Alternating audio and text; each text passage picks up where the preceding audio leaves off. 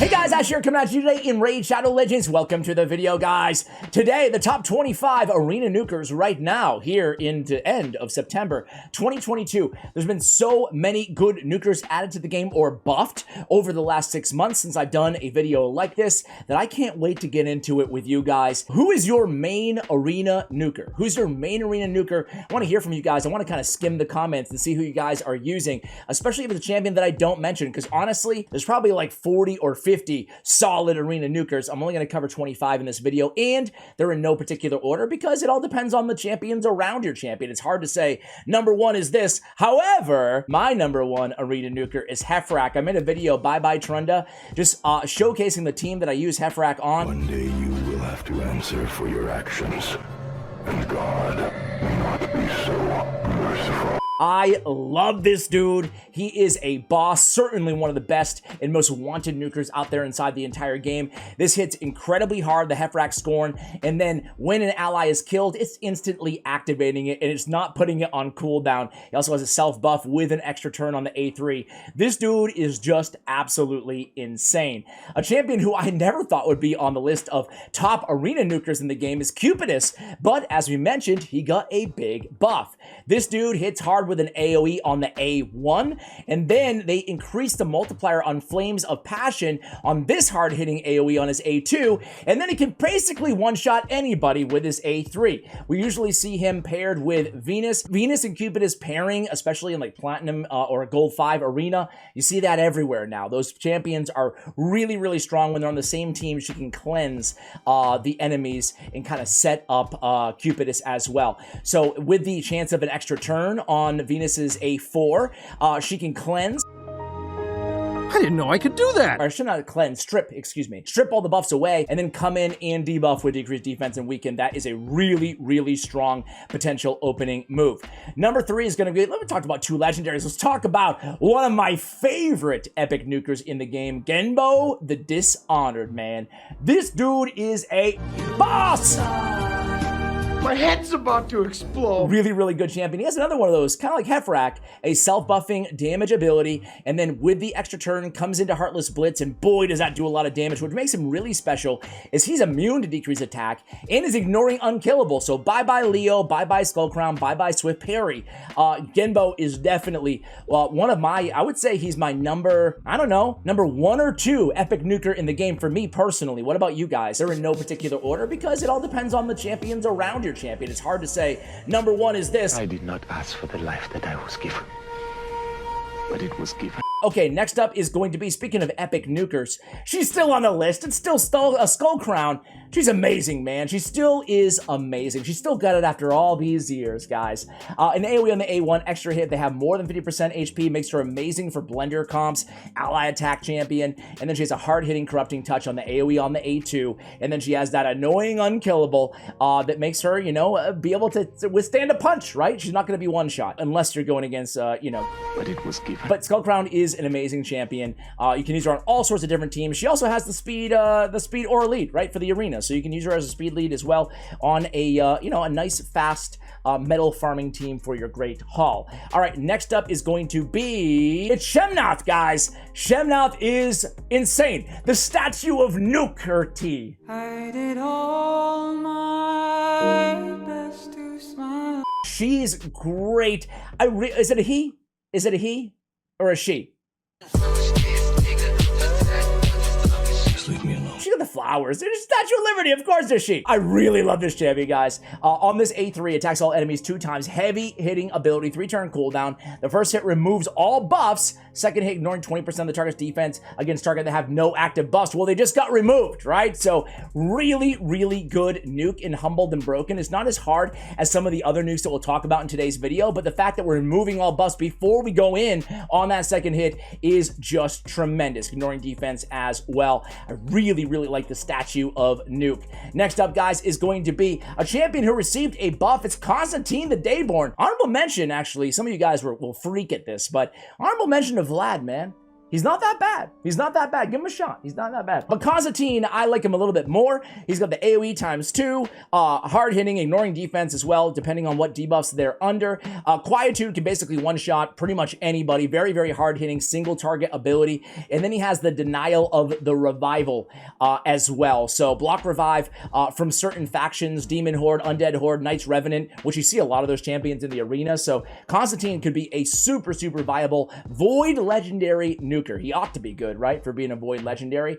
All right, next up is the Candyman. Some things never change. Actually, some things do change, because Candy used to suck. One of the worst champions in the game, right up there with like Mashald before his buff. But Candyman is a beast now. He has a self buff, no extra turn, but he does have the self buff, more damage under Veils, and then this Butcher's Glee. Well, you guys are familiar with it, right? Your team has been wiped by Butcher's Glee once or twice, admit it, in the arena.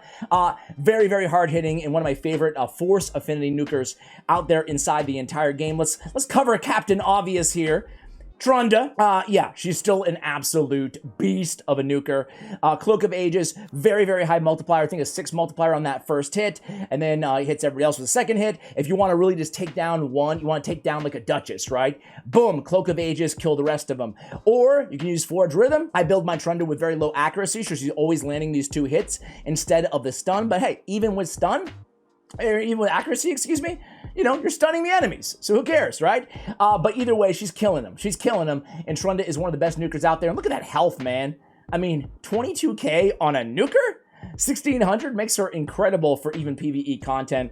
Obviously, one of the best nukers for Hydra clan boss as well. When we talk about the best nukers in the game, certainly in the discussion is Leo, Theorius the Proud. He cannot be CC'd as long as this Rage of the Pride ability is off cooldown. So you just open up with the awesome roar. You don't have to worry about those Torment teams. No big deal, right? Just comes in with this awesome roar, and he has the unkillable similar to Skullcrown. So definitely a favorite of many, many people. If you're lucky enough to have him, you know what I'm talking about. What a beast of a champion. Next up is going to be Undead Horde. My personal, one of the 3 nukers that I use on my tag team arena teams, Rhodos the Lost Groom. He's still got it even after his nerf a while ago. He used to be just like broken, literally broken. Dare I say this is a well-deserved nerf that he got, because he's still one of the best nukers for my money, and that says something about how strong he used to be, right? Either way, he could be like turn after turn after turn after turn. You still get an extra turn if this ability kills an enemy, which is tremendous. It normally does. It's his hardest hitting ability. Then he comes in with Vitality Plunder as well on a 2-turn cooldown when booked, another hard hitting ability, and then he has a chance of granting an extra turn off of his A1. Really, really still love Rhodos. A champion that I can't believe is on the list now is going to be Mortu Macabre.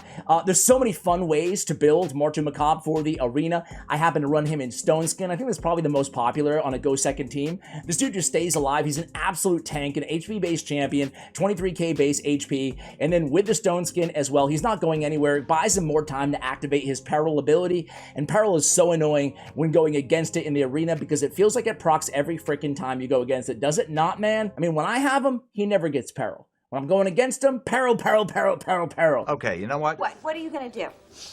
No more falafel for you! It's ignoring shield, it's ignoring block damage, and it's blocking revive, and it's one of the hardest hitting single target abilities inside the entire game. It also has speed in all battles on his aura by 24%. So, Mortu Macabre. Go figure, actually a viable option out there. All right, next up is going to be Foley. I included Foley still on the list here, guys, with Sealed Fate ability. Again, one of the better block revival abilities in the game and on AoE. It doesn't have the highest multipliers. I want to say a 4, maybe 4.5, but still, it gets the job done more often than not, especially if you can really maximize his crit damage and his attack as well. So Foley's still on the list for me. He's also kind of a cool champion with 4 hits on his A2 and his A1 ability. But yeah, Foley is pretty cool, and whenever an enemy places a stun, freeze, sleep, or provoke on him, instantly removes that, heals him, and then boosts his turn meter. So very cool for that living armor. I think that's what kind of tips him over the edge for me to include him on the list over some really beast other champions. For example, Little Miss Annie, I didn't include her on the list, but man, Playdate is insane. You know what? You're getting 26 for the price of 25, ladies and gentlemen. There you go, Little Miss Annie. Playdate is really, really fun to use. It's a very, very hard-hitting ability. All right, next up is going to be another Dwarf champion. I don't have him, man. I didn't go for the fusion. I'm an idiot. Herndig, I wish I did, man. Hard-hitting Arcane Tempest is an AoE attack with decreased defense and decreased accuracy. Nice to have that on a hard-hitting nuke. And then he has another one here. Attacks one enemy, fully depletes their turn meter, then attacks all enemies as long as the first attack is critical. Places a weaken as well. What a beast. Not necessarily a champion out of all the ones on the list here that we see a lot in like Platinum, but still, he's a formidable foe when it comes to arena nukers out there. Next up, let's go back to Epic Champions here, guys. Of course, I gotta include my man Magnar.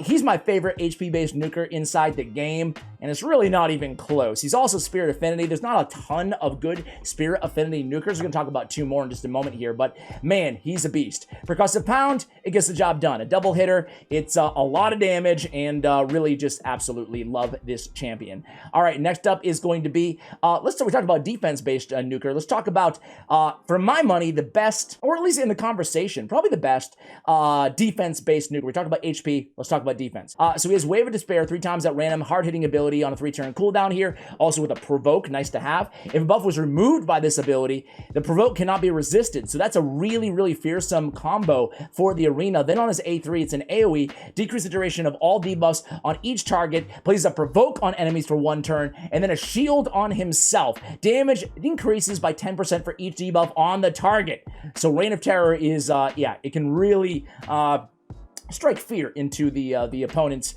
or death, either one, right? All right, next up is, hey, we're here anyway. Let's talk about my man, Gaius the Gleeful. It was him or Lord Shazar that I was going to include for a bomb champion. I like both of them, but actually give the nod to Gaius the Gleeful. What a fun champion. Expect a guide on him pretty soon, guys. It never happened. Really, really fun for the arena. He has the AoE with the sleep on his A1 with the bomb. That's a really nasty ability there. And then 2 times hitter on his A3 ability. Instantly detonate bombs as well, ignoring unkillable, and then when instantly detonates all bomb debuffs on all enemies whenever he's killed as well.